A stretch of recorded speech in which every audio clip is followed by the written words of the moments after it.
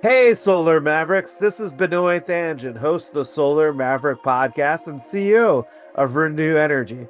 I'm excited to invite you to our winter solstice fundraiser. It's happening on Thursday, December 4th from 6 to 10 p.m. at Hudson Hall in Jersey City, New Jersey. It's going to be an incredible night, great food, amazing people from the clean energy community, and an inspiring cause. We'll be raising funds for Let's Share the Sun Foundation, which brings solar power to families with medical needs where they need 24-hour access to electricity. Primarily, they're working in Puerto Rico. Early bird pricing for this event is $50, with full ticket pricing being $60. Space is limited, so grab your ticket today. We'll have a link to it in the show notes to RSVP. Thank you, and let's get into it. Hi, this is Benoy Thanjan, your host of the Solar Maverick Podcast, and also the founder and CEO of Renewable Energy. Renewable Energy, we're a solar developer and consulting firm. We've developed more than 100 megawatts of solar projects across the U.S., and we help clients execute clean energy projects with confidence. We act as your owner's rep, overseeing developers, EPCs, and financing partners to de-risk your project and keep it on schedule. We also provide development as a service, supporting origination strategy and execution so you can advance projects without building a large internal team. On the renewable energy credit side, we offer REC brokerage, REC asset management, and custom renewable energy credit research, helping clients understand pricing, policy shifts, and long-term market dynamics. In addition, we provide new market analysis and financial modeling to evaluate opportunities, assess project viability, and support investment decisions. To learn more, reach out at info@reneuenergy.com. That's info at reneuenergy.com. We'll also have information on the notes of the podcast as well. Let's get into it. Welcome to the Solar Maverick Podcast. I'm your host, Benoy Thanjan. In this episode, I joined the Climate Hive crew, Kevin and Mike, for a deep dive on the future of solar and the energy transition. We talk about my early aha moment that led to the launching of Renewable Energy, why solar is a technology, not a fuel, and how cost decline, storage advancements, innovations, and rising electricity prices are accelerating the energy transition. We also dig into community solar. We're currently developing 80 megawatts of pipeline, and we talk about a project that Renewable Energy is developing in Harlem, which will be the largest community solar and one of the largest solar projects in Manhattan. Also about clean energy job creation and the impact work we're doing and partnering with Let's Share the Sun in Puerto Rico. Let's get into it. One of the big things was meeting the families and hearing about their medical needs, and then hearing about why electricity is so important. And unfortunately, even before we got to install 6 residential solar systems, there were 2 households where the people passed away before we were able to install solar and storage due to blackouts. I think this is something that a lot of people actually don't really know about or even thought about. Hello and welcome to the Solar Maverick Podcast, where solar meets entrepreneurship and experience. I'm your host, Benoy Thanjan, so let's get into it.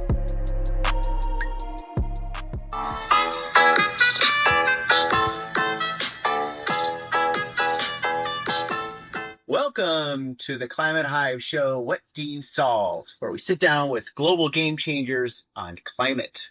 I'm Kevin Drolet, aka Kadro, and I'm here with my Climate Hive co-founder, co-host, and good friend, Mike Higgins, aka Higo. Our guest today is Benoy Thanjan, founder and CEO of Renewable Energy. He's also an advisor for several solar startup companies, and he has extensive project origination, development, and finance experience in renewable energy industry and in environmental commodities market. Benoy is also a fellow podcaster and host to the show Solar Maverick, celebrating over 200 episodes. Great job, Benoy. And today we're going to dig deep into the picture of solar and what that looks like. And for now, I'm going to turn it over to Mr. Higo to kick us off. All right. Benoy, great to have you on the show. Thanks for giving us your time.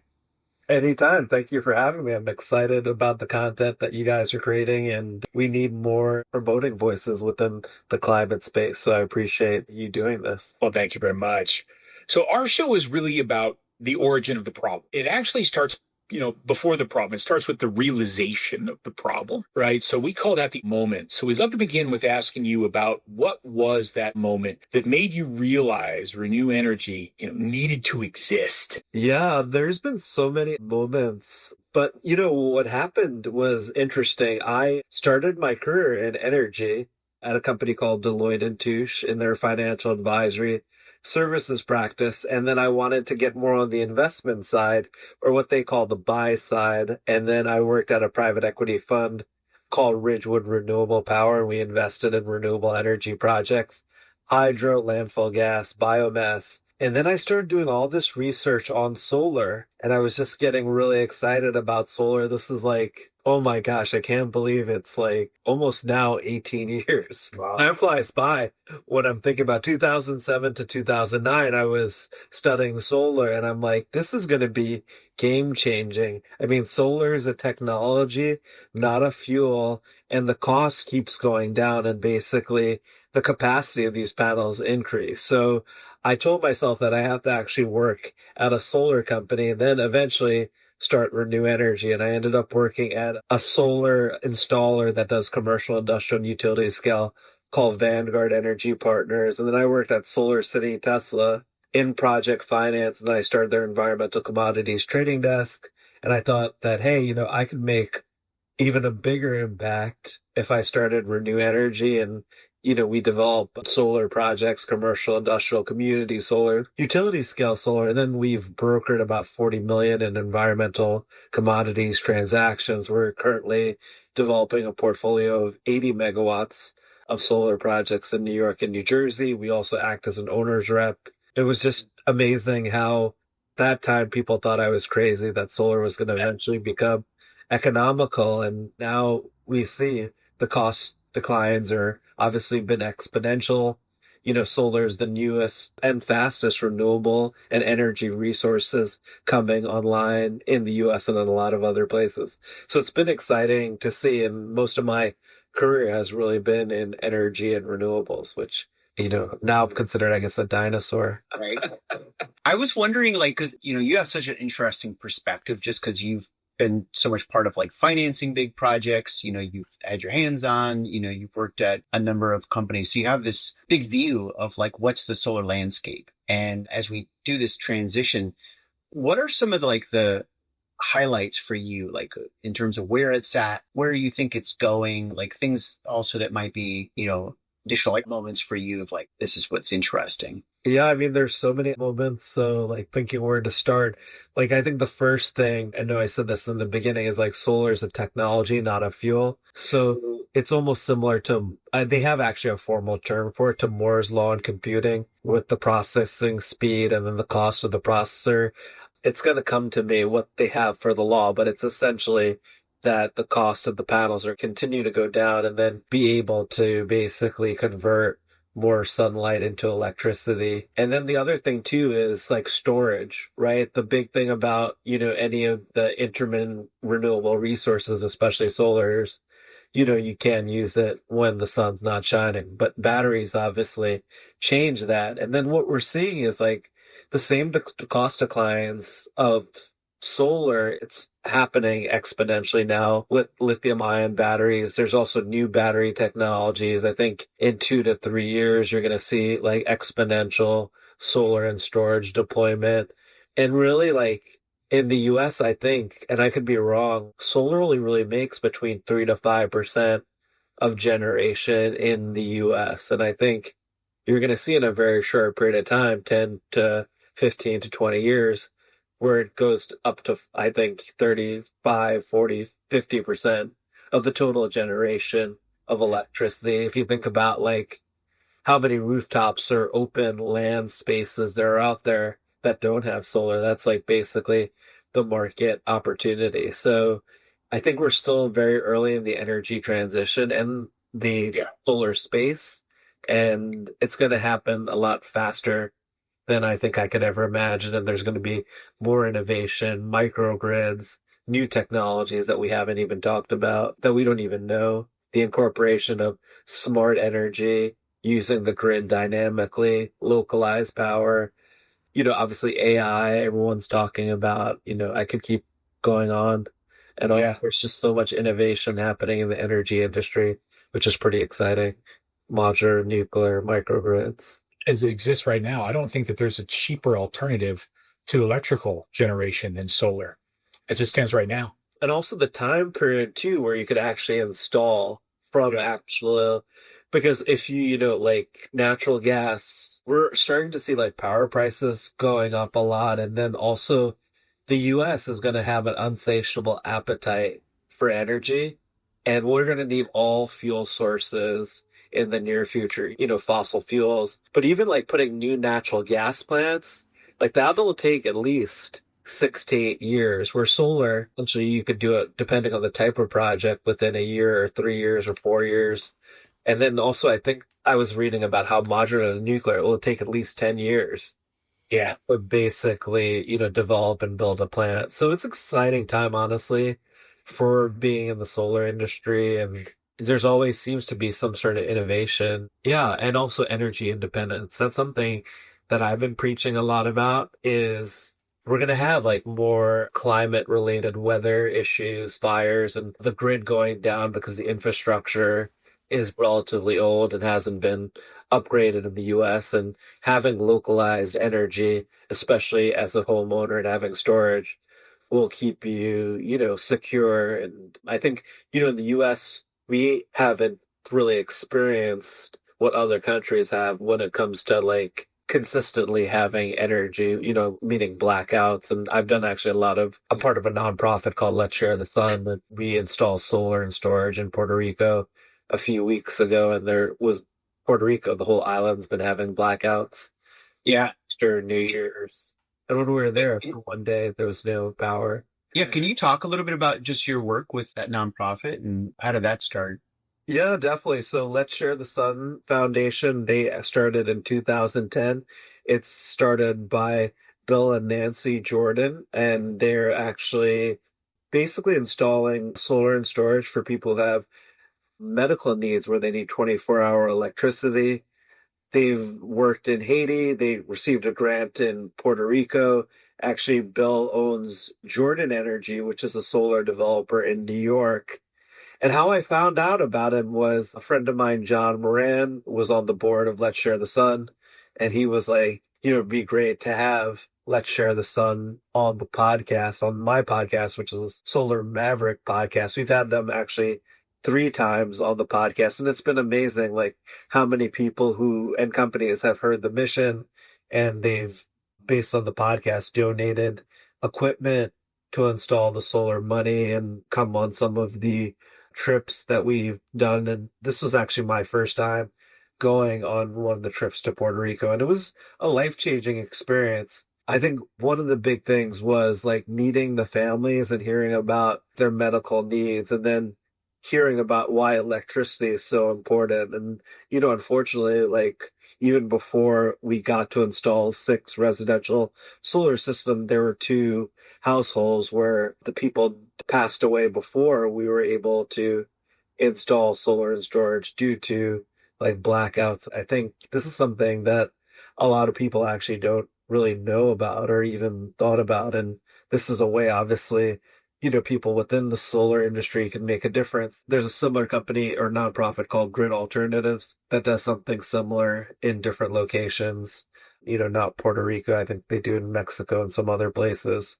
Yeah. So it was amazing to see, like, after we installed the panels, like how happy these people were, and like the difficulty of when a situation came where there was no power and what they had to do to be able to survive was really interesting to hear. And everyone had different sort of medical needs, and to learn about that, and they were very appreciative to meet everyone. Then they wanted to learn more about us as well, so it was interesting. Yeah. You guys at Renew Energy, you've been involved in projects with social impact also, right? Like with, I think, the New York Housing Authority, is that right? You're a big proponent of community-based solar and sort of empowerment of people. And Definitely all about solar and empowerment. So we focus on community solar.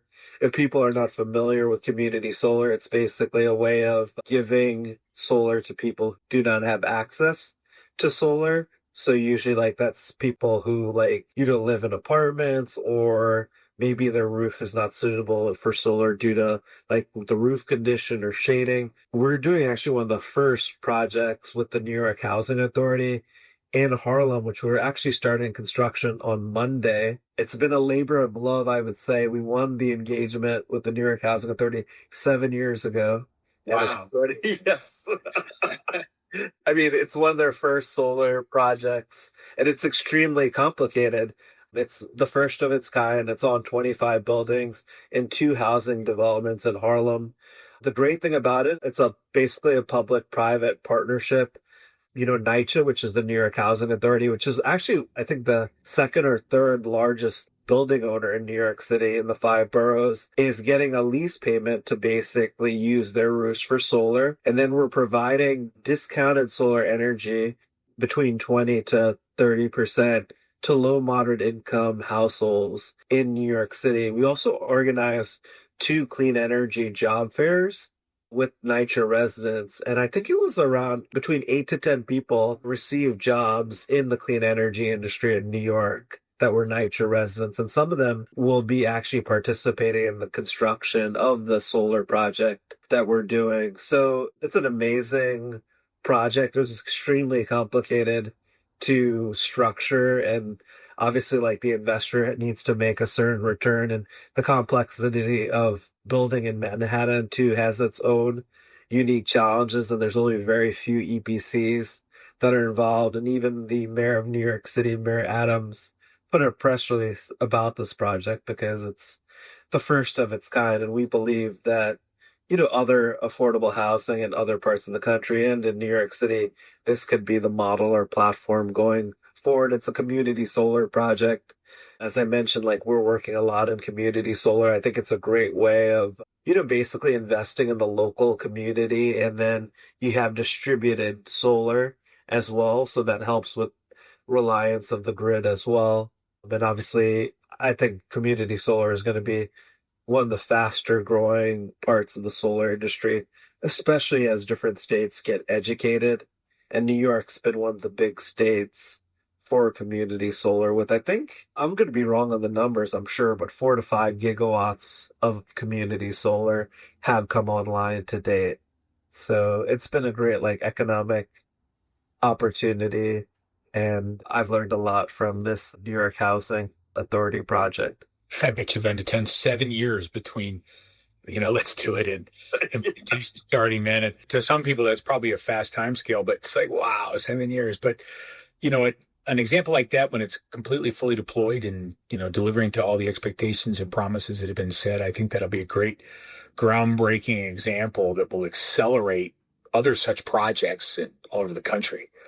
So I hope so anyway. Yeah, definitely. And just to give you an idea, it took us 7 years, but the actual construction time is probably only 2 months. Yeah. That's wild. And that's too, some of the things that is slowing solar energy deployment in the US is that there's just so much regulation when it comes to permitting and approvals and interconnection that, I know people are trying to figure out how can we expedite things, because honestly, solar panels are not that complicated, and the whole processes shouldn't be taking a long time. I mean, what we're seeing in all our projects is that everything's just taking a lot longer. Then you have incentives keep changing. Yeah. You had the Inflation Reduction Act, which was back in 2025 or 24 in August, and they were just finalizing the regulations at the end of 2024. Now you have a new administration, that wants to change the incentives or reduce the incentives. Also, you have an environment of higher interest rates. So the constant changing has made things, obviously, something you would think is very basic. Solar panels, inverters, and racking. To me, it's not that complicated, but unfortunately, it's with regulation and with incentives, it's gotten more complicated than it should be, unfortunately. Yeah, I know that also for community solar, I mean, for example, in California, the utility can be very challenging, right? In terms of things really going at a much faster speed. But I'm wondering, as a way to think about that question, will the technology in some ways evolving in solar technology advances for panels and how people even get solar energy, is that going to outstrip some of these impediments, do you think, to growth, whether it be regulatory environment, interest rates, or utilities, or whatever it might be? Yeah, definitely. I mean, I think obviously like the utility of today has to change and transition to what things are going to be in the future. And obviously, like the utilities have to be incentivized to make those changes. And, it's very disappointing that the California PUC said no to the community solar program, which would have been the largest community solar program in the country with 7 gigawatts that they said no to May of last year. CCSA, which is I think it's Community Coalition. I'm totally messing it up, but basically it's one community solar project, which is 5 megawatts. AC provides 14 million of economic activity, and it's all privately financed. And they actually came out with a study. If you did 7 gigawatts in California community solar, it would lower like electricity rates in California by 20% without any additional investment. Unfortunately, obviously, I agree with you, like technology innovation is going to happen probably to help these sorts of impediments. And I think we're starting to see in the US as electricity rates are starting to go up and going up dramatically, which it hasn't in a long time. We're seeing as a lot of customers, whether it be residential or commercial customers, are like, we want to look at solar because we hear it's like the cheapest form of electricity. Can you help us do that? So I think we're going to see more of that and people demanding like, why is electricity like so expensive?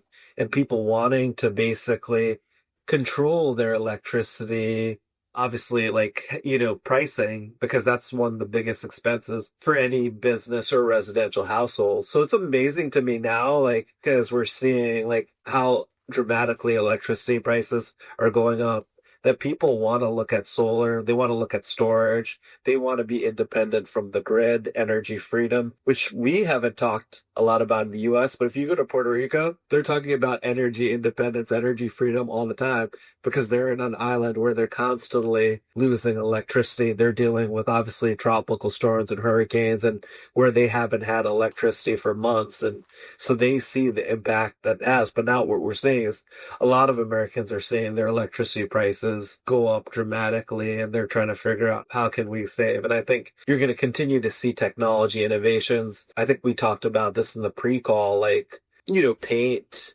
curtains, windows in the future, obviously like tile and everything is going to be you're going to be able to absorb the sunlight and use it as electricity. And then you're going to be able to store it effectively. You know what this reminds me of is like, I might be dating myself by talking about this, like landlines and mobile phones. You know what I mean? Yeah. Everything was like land, right? And then you needed that infrastructure, and then mobile came. And, obviously you had some of the developing countries that never had that land infrastructure. And then suddenly, they've been able to jump through with economic prosperity with the mobile networks. And you're going to see obviously like a lot of localized distributed energy, microgrids. And then also too, like your electrifying transportation, electric vehicles are going to start being so much cheaper than your regular car. And you're going to start seeing that with some of the cars that like Tesla's releasing in China, like BYD is like selling electric cars at $15,000, dollars. Obviously with tariffs and stuff, it's a lot more expensive here, but you're going to start seeing the most expensive part of an electric car is the battery, and the battery prices are going down exponentially. And, they've dropped like 60% the past 3 or 4 years. And you're going to continue to see that. You're going to continue seeing longer battery ranges. Then people, obviously, if they have solar and storage at their homes, why not get an electric vehicle that you could charge? And that's a lot cheaper than buying gas. So it's exciting. Yeah, that's the dream for sure.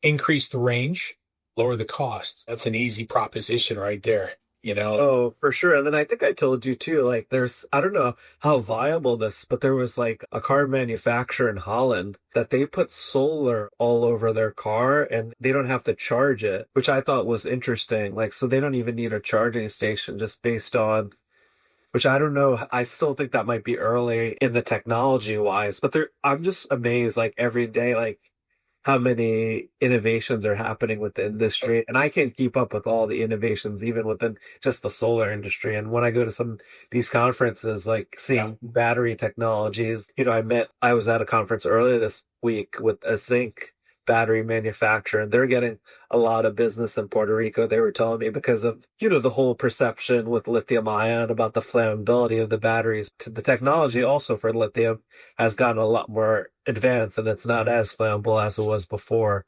So it's interesting just to see like how much innovation is happening within the whole energy space. No doubt. I mean, you can't love the solution. Even traditional panels now, silica, they're mined, processed and all that kind of stuff, which is energy intensive, environmentally intensive, right? And I think that's a big aspect of solar that's being challenged right now is let's look at alternatives. There's, companies we've spoken to who don't mine.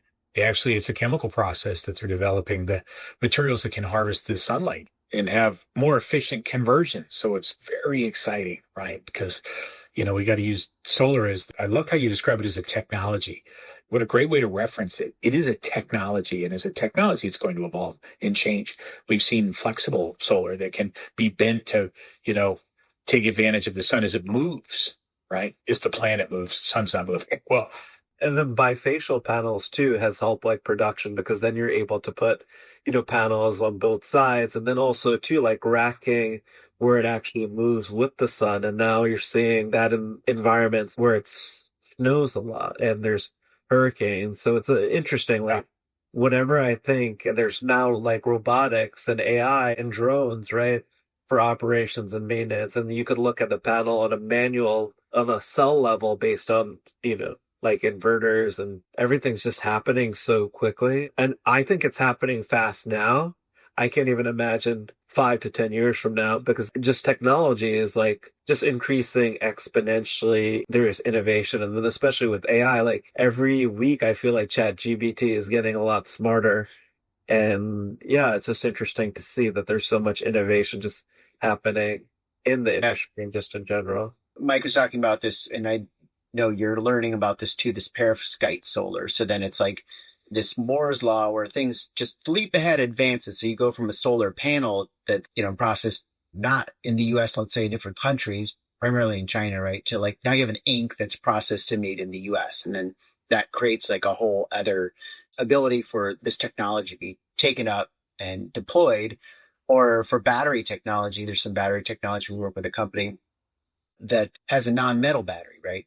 And that can be made from agricultural waste. And there are these different technologies. And I think part of the challenge is how quickly do they get adopted and deployed? And then, what are the things that get in the way of that? One of the things that you said also, and I would love your perspective on this, is that, you're talking a lot about as it gets cheaper, then that creates demand. People want it, right? So this is one of the things I think we talk about on the show of relationship of business and essentially adoption of renewable energy in this transition. But I would love your insights just from your background, where you come, even working within community projects, of like, how is like finance driving these things? How is cost, these kinds of things driving adoption? How do you see that unfolding? Yeah, definitely. Obviously, like as costs go down, and as what we're seeing, like electricity prices are going up, basically it's a lot easier to sell people on solar. And then what we're noticing is that financing is getting more comfortable with potentially taking more risk, which I don't necessarily think it's more risk. So, like before it used to be everything had to be contracted for 20 years for financing institutions to get comfortable.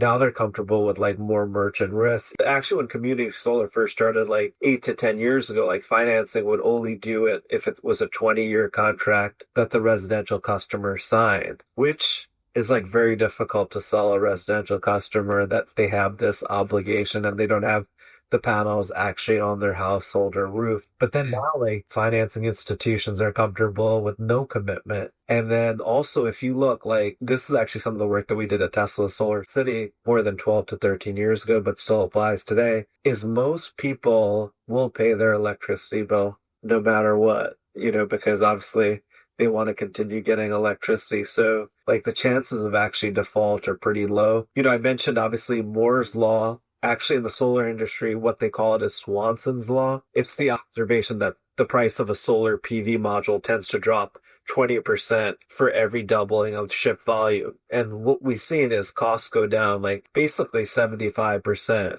every 10 years. And you don't see that with any other, real technology. You're seeing that obviously with energy storage, but when you talk about like natural gas or coal fired, I know new administration's talking about that. Those things are getting a lot more expensive. They're actually not cheaper. So it's interesting because it's not going to really compete. But at the same time, we have so much electricity demand that it makes sense to keep obviously older plants, even if they're not as economical. And yeah, there's just so much I could talk about. I mean, with the potential. And then as far as solar as a technology, not a fuel, that I can't take credit for saying. I don't know if you know Bill Nussey, but he actually had a podcast and he's basically a VC. It's called Tech Squared Ventures. And in his book, he would always say solar is a technology, not a fuel. That was like one of the overarching things he said. And it's interesting. I never looked at that context, but it's really true. And it's funny because now on my podcast, I say it all the time. Some people will come up to me. You always say solar is a technology, not a fuel. And They're pointing at you. Bill Nussey is actually the person. And that Credit, Benoy. yeah, so he's the one who like commercialized it in his book, which I learned a lot, where he talks about the solar industry and how it's gonna basically change the way we view energy going forward. So, and the other thing I was gonna say too is like people are gonna be comfortable like buying from Amazon, right now.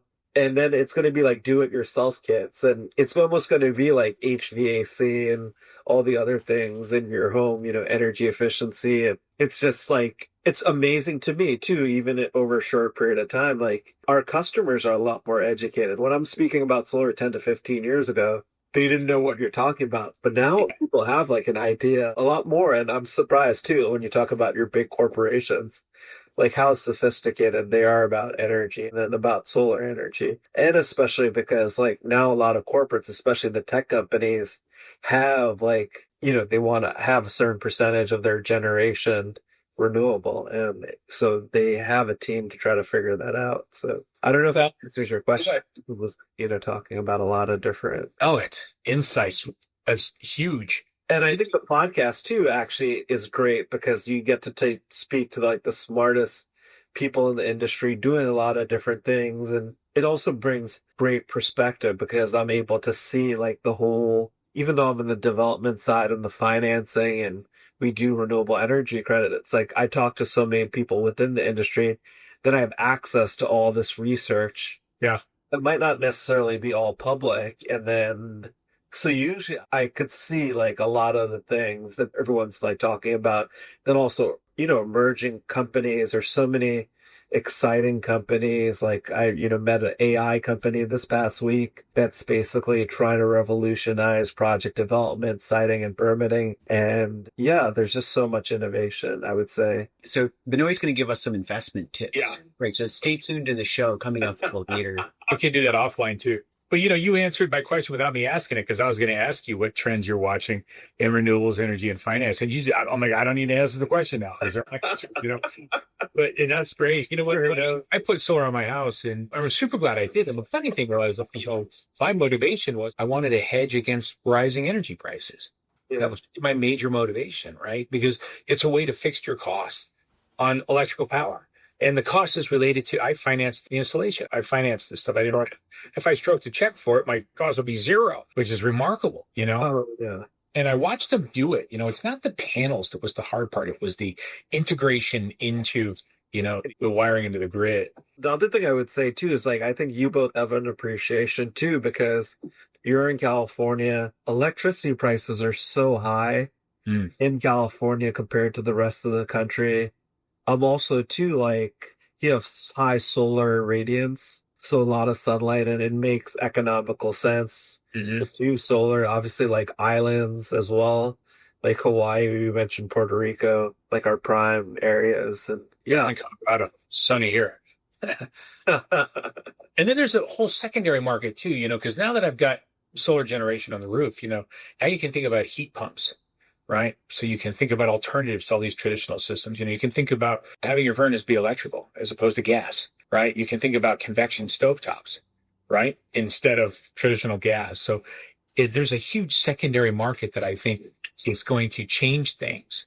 It's going to create a lot of demand for these products that run on electricity, because once you get that electricity cost basically to zero, you're going to want to put as much on that as possible. Yeah, that's a great point. I mean, I think like that leads to a lot of other obviously uses, as you said.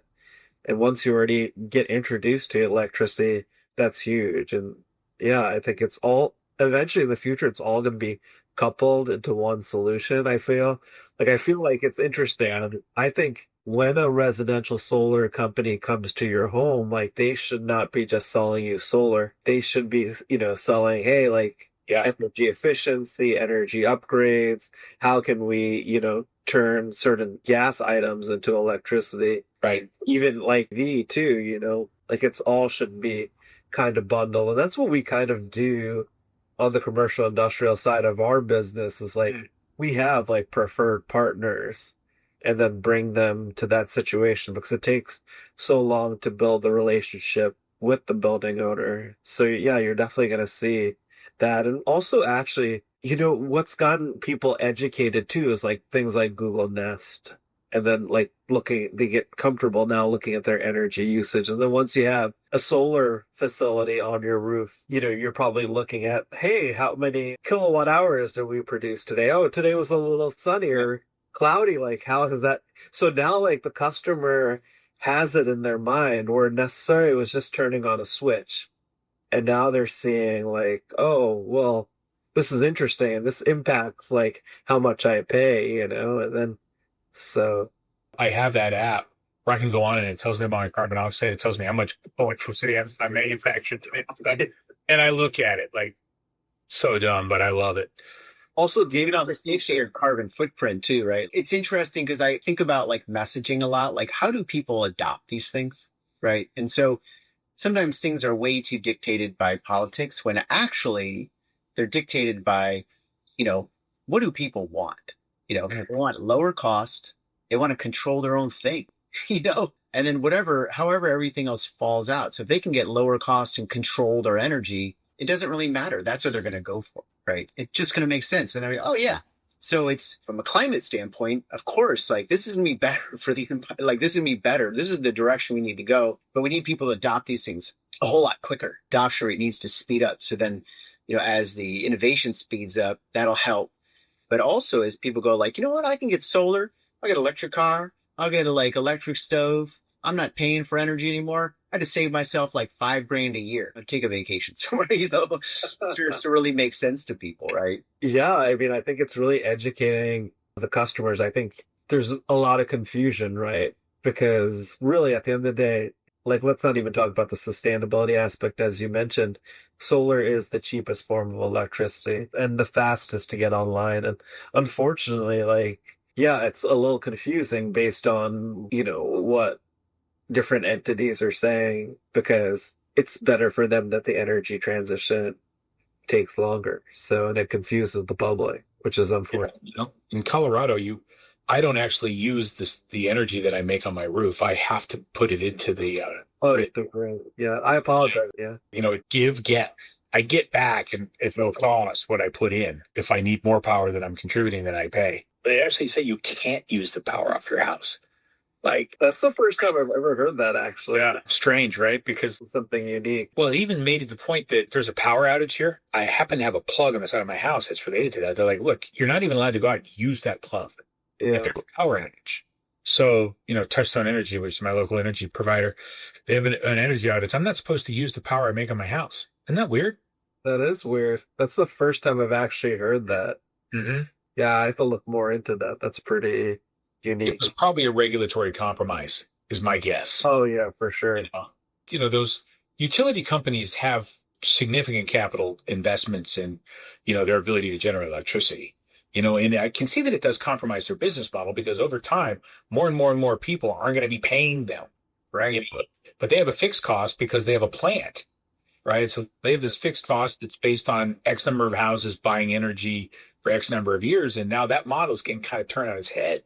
So it's a problem because, those utility companies, they provide electricity for hospitals and street lights and, red lights and all kinds of stuff that you just can't say, we'll just flip that over to solar tomorrow. It's like, no, we need, that infrastructure to supply energy to those critical infrastructures.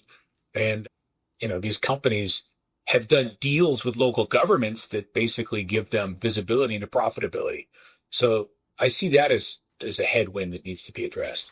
Yeah, definitely. Like the grid is always going to be there and you're going to have to compensate the grid no matter what. And I think that's been a challenge because, they've been trying the utilities to put that cost too on the customers that have solar, and been a lot of debate and pushback about that. And then also, it's definitely like challenging because you have to have the utility to be there and, provide these essential services. And they have to maintain it. They have to make a certain return. Yeah, that's right. So it's challenging too, like the debating of this sort of topic. Wants to pay more.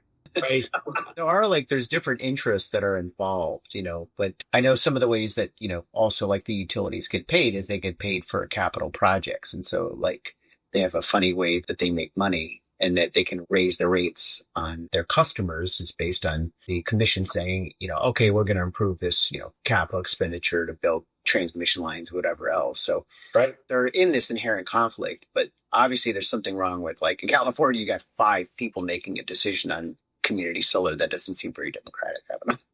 Yeah, I think challenging too, because it's unfortunate about the California community solar, because I think it would really help the grid in California. It would definitely create a lot of economic opportunity.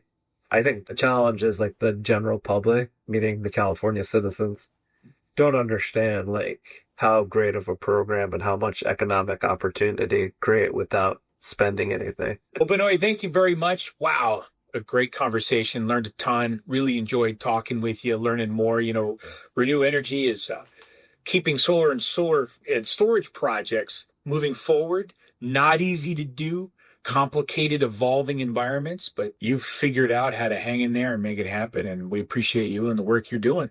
And we also thank you for reminding us that solar is not a fuel, it's a technology. So, well, thank you for having me. And it's been an amazing time. And I appreciate the work that you both are doing at Climate Hive, and look forward to the progression of your podcast and being a part of it.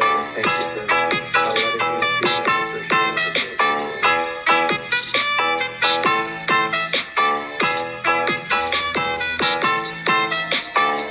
Thanks for listening to the Solar Maverick Podcast. The Solar Maverick Podcast is brought to you by Reneu Energy. We're a solar development and consulting firm. If you believe that this podcast is adding value to you, please give us a 5-star review and share with those that you think could benefit from this information. Please email all questions, suggestions, and feedback to info@reneuenergy.com. That's info@reneuenergy.com. The Solar Maverick Podcast is produced by Podcast Laundry and executive produced by Benoy Thanjan and Kevin Y. Brown.